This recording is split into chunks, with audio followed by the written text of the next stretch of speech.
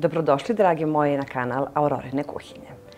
Danas Aurora pravi jednu predivnu tortu, nešto za svoju dušu. Ovo je jedna od najljepših torti i zato je nazivaju kraljica torti. Ja se nadam da ćete da probate po mom receptu, zato ostanite sa mnom u nastavku videa i pogledajte. Treba nam 10 jaja, odvojit ću prvo belanca od žumanca. Prvo ću odvojiti 5 jer ću da pečem prvu koru. Znači pečemo 2 kore od po 5 belanaca.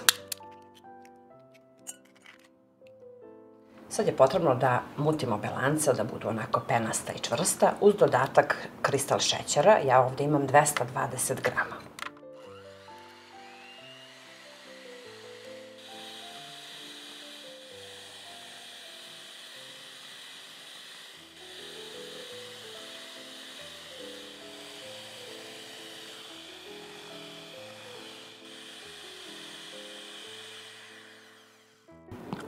Evo kako treba da izgleda ovaj belanac.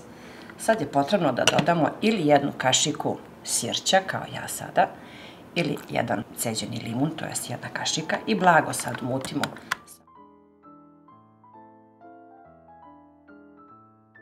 Dimenzija mog pleha je 23 x 33, stavila sam papir i stavljamo belanca. Ja sam već rernu uključila na 180 stepeni i pečemo oko 60 minuta. Možete i u okruglom kalupu, ukoliko više volite. Meni je nekako puno lepša kad je ova torta u četvrtastom obliku. Lepo izravnamo i odmah nosim na pečenje. Isto ćemo tako da ponovimo i drugu koru. Znači trebaju nam 2. Sad vi, ukoliko je vama lakše, vi možete u jednom velikom plehu pa da prepolovite na pola. Lepo je ovako izravnajte i odmah nosim na pečenje. Evo, oba 2 kore sam ispekla, jako su fine i krckave. Sad možemo da pravimo fil. Sad pravim fil, ovdje imamo 10 žumanaca. Dodat ću 5 punih kašika šećera, 8 kašika brašna,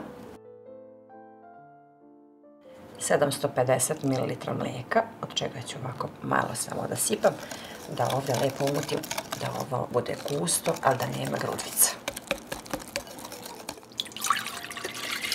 Ostatak mlijeka sipamo u šerpicu. Dodat ću 2 kesice vaniljenog šećera, to je 20 grama, i stavit ću da mlijeko provri. Sad mogu polako da sipam i da mešamo dok se ne zguste. Vraćam naš poret i sad ćemo da kuvamo nekih 5 minuta dok se fil lepo ne zguste. Evo, fil je gotov, vidite kako je fin i gust. Sad ću pokriti samo folijom od ozgo da ne uhvati koricu i čekamo da se ohladi. Umutit ću prvo penasto putar, onda ćemo da dodajemo prohlađeni fil.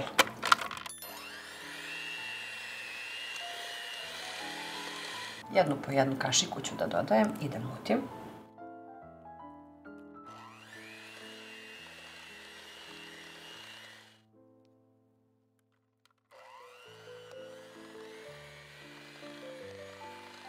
Dodat ću šećer u prahu. Ja dodajem po ukusu, pa tako i vama predlažem. Ja nisam ljubitelj baš slatkih torti, tako da 4-5 punih kašika je dovoljno.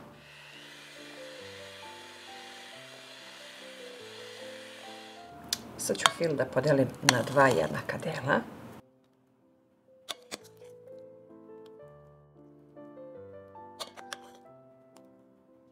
U jedan deo dodajem 250 grama mlevenih oraha i to ćemo sad lepo da izmiksamo.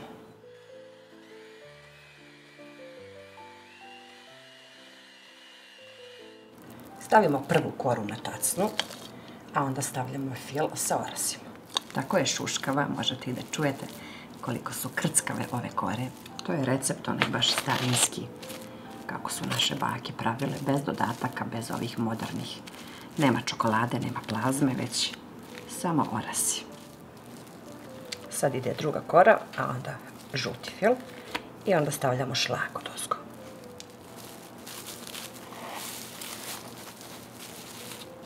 Blago je pritisnemo samo da lepo nalegne na ovaj prvi fil, pa ćemo od ozgo drugi.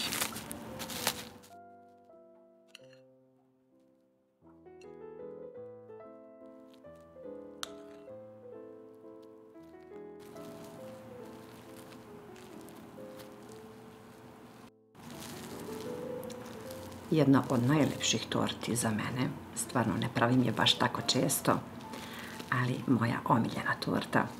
I pravim je samo za sebe ovog puta. Evo sad možete da vidite koliko je ona zapravo lepa i koliko su se ove korice slegle dole. Tako da nemojte da se plašite ukoliko one narastu svakako. Ali kad stavite fil, ona se lepo spusti i sad kad dođe šlag, taman prava puslica torta. Ovog puta stavit ću šlag krem od vanile. Neću znači slatku pavlaku da stavljam, a može i od čokolade, ko kako želi. Evo kako izgleda moja torta puslica. Sad možemo da isečemo, stojala je u frižideru preko noći, ja sam samo umutila šlag i stavila malo oraha.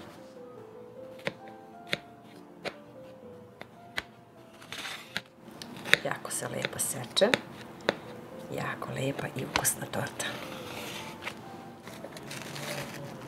Jako je lepa, kremasta, predivna jedna torta. Ova prva korica je jako hrskava, ja to najviše volim kod ove torte, tako da velike preporuke za ovu tortu.